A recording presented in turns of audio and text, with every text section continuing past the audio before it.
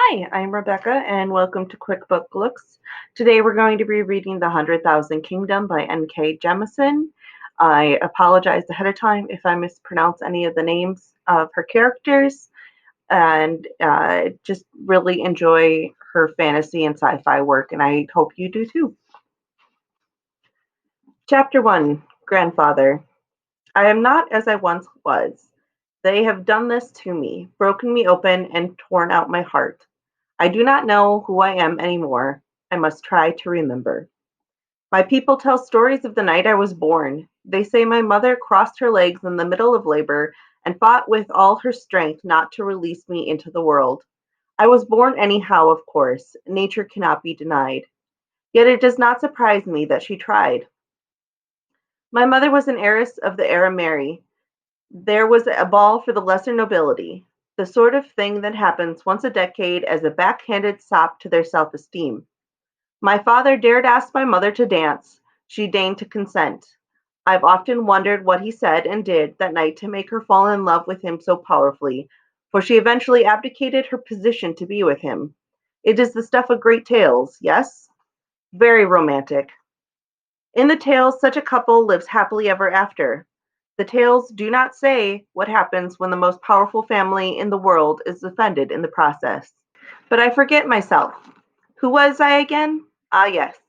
My name is Janie. In my people's way, I am Janie Dao Shi Kaneth Tai Wer Somem Kana Der, which means that I am the daughter of Kaneth and that my tribe within the Dare people is called Somem. Tribes mean little to us these days, though before the gods' war they were more important. I am 19 years old. I am also, or was, the chieftain of my people called Inu. In the Arameri way, which is the way of the Am people from whom they originated, I am the Baroness Yene Dare. 1 month after my mother died, I received a message from my grandfather Descartes Arameri inviting me to visit the family seat. Because one does not refuse an invitation from the Arameri, I set forth. It took the better part of 3 months to travel from the high north continent to Seine across the repentant sea.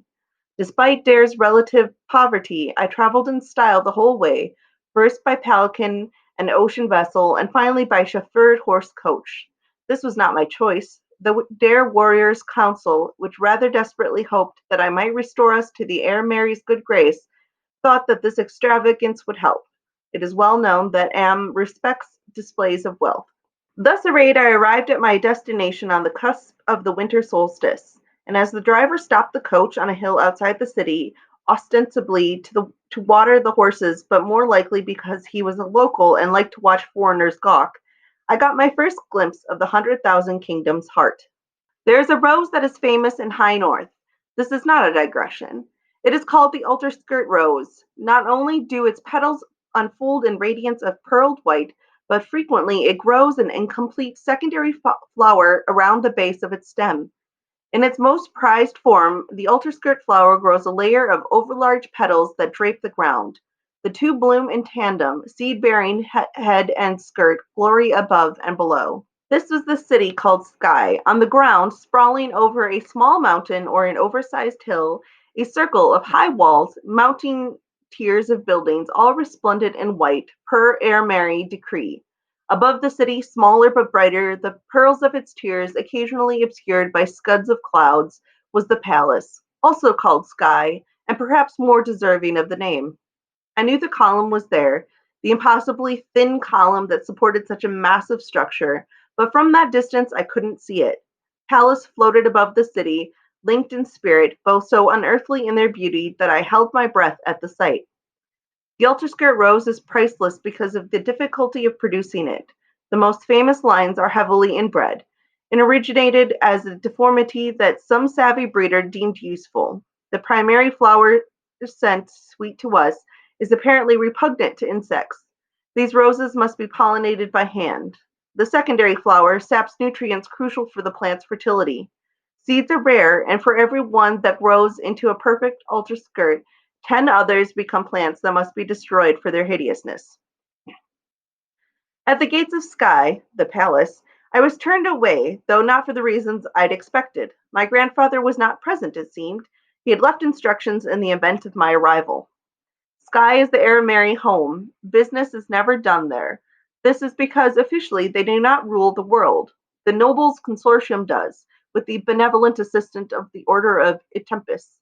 The consortium meets in the salon, a huge stately building, white-walled of course, that sits among a cluster of official buildings at the foot of the palace. It is very impressive, and would be more so if it did not sit squarely in Sky's elegant shadow.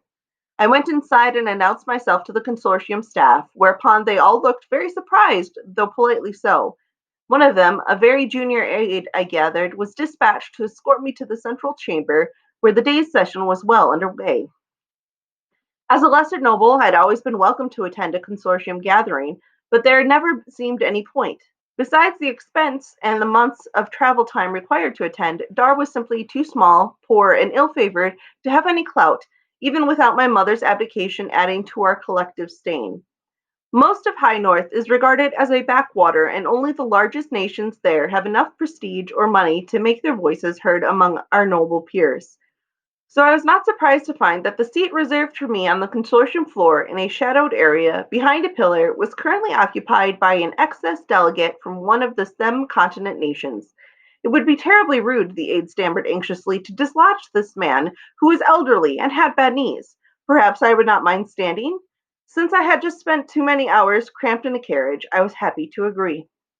So the aide positioned me to the side of the consortium floor where I actually had a good view of the goings on. The consortium chamber was magnificently apportioned with white marble and rich dark wood that probably come from Dar's forest in better days. The nobles, 300 or so in total, sat in comfortable chairs on the chamber's floor or along elevated tiers above. Aides, pages, and scribes occupied the periphery within me, ready to fetch documents or run errands as needed. At the head of the chamber, the consortium's overseer stood atop an elaborate podium, pointing to members as they indicated a desire to speak. Apparently, there was a dispute over water rights in a desert somewhere. 5 countries were involved. None of the conversation's participants spoke out of turn. No tempers were lost. There were no snide comments or veiled insults. It was all very orderly and polite, despite the size of the gathering and the fact that most of those present were accustomed to speaking however they pleased among their own people. One reason for this extraordinary good behavior stood on a plank behind the overseer's podium, a life-size statue of the Sky Father in one of his most famous poses, the appeal to mortal reason. Hard to speak out of turn under that stern gaze. But more repressive, I suspected, was the stern gaze of the man who sat behind the overseer in an elevated box. I could not see him well from where I stood, but he was elderly, richly dressed, and flanked by a young blond man and a dark-haired woman, as well as a handful of retainers.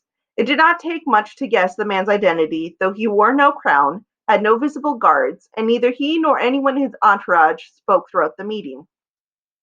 "Hello, grandfather," I murmured to myself, and smiled at him across the chamber, though I knew he could not see me. The pages and scribes gave me the oddest look for the rest of the afternoon. I knelt before my grandfather with my head bowed, hearing titters of laughter. No, wait. There were 3 gods once. Only 3, I mean. Now there are dozens, perhaps hundreds. They breed like rabbits.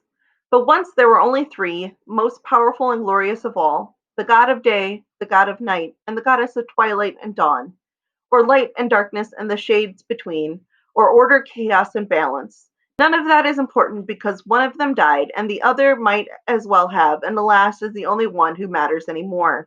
The Arameri get their power from this remaining god. He is called a Sky Father, bright and tempest, and the ancestors of the Arameri were his most devoted priests. He rewarded them by giving them a weapon so mighty that no army could stand against it. They used this weapons really, to make themselves ruler of the world. That's better. Now, I knelt before my grandfather with his head bowed and my knife laid on the floor. We were in Sky, having transferred there following the consortium session, via the magic of the vertical gate. Immediately upon arrival, I had been summoned to my grandfather's audience chamber, which felt much like a throne room. The chamber was roughly circular because circles are sacred to a tempest. The vaulted ceiling made the members of the court look taller, unnecessarily, since are tall people compared to my own, tall and pale and endlessly poised, like statues of human beings rather than real flesh and blood. Most High Lord Arameri, I said, I am honored to be in your presence. I heard titters of laughter when I entered the room. Now they sounded again, muffled by hands and kerchiefs and fans. I was reminded of bird flocks roosting in a forest canopy. Before me sat Jakarta Arameri, uncrowned king of the world. He was old, perhaps the oldest man I have ever seen, though Am usually lived longer than my people, so this was not surprising.